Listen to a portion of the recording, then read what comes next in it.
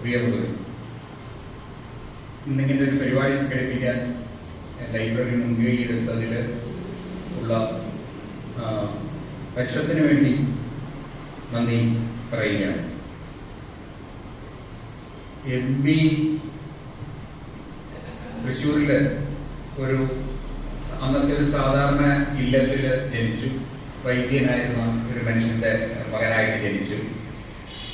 935 ഇപ്പോൾ മനുഷ്യനെ പരിശോധിക്കുമ്പോൾ ആ കാലഘട്ടം വെച്ച് വേണം പരിശോധിക്കാൻ. ഇപ്പോൾ ചില ആൾക്കാർ ഈ ചരിത്രമൊക്കെ പരിശോധിക്കുമ്പോൾ ഈ ഇന്നത്തെ നിലയിൽ വെച്ചാണ് ആൾക്കാരെ പരിശോധിക്കുന്നത്.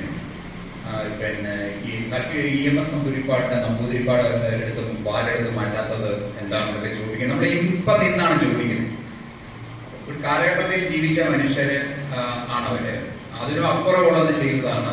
ഏതൊരു സാമൂഹിക വ്യവസ്ഥയായിട്ടാണ് അവര് സമ്പർക്കപ്പെട്ടത്, അതൊക്കെയാണ്. അപ്പം ഒരു ബ്രാഹ്മണിക്കൽ മൂല്യങ്ങളൊക്കെ കൊണ്ടു നടക്കുന്ന ആളായതുകൊണ്ടാണ് അത് പേര് കളയാതിരുന്നത്. പേര് കളയുന്നത് പോലും ചിന്തിക്കുന്നതിനപ്പുറത്തേക്ക് പോയ മനുഷ്യരാണ്.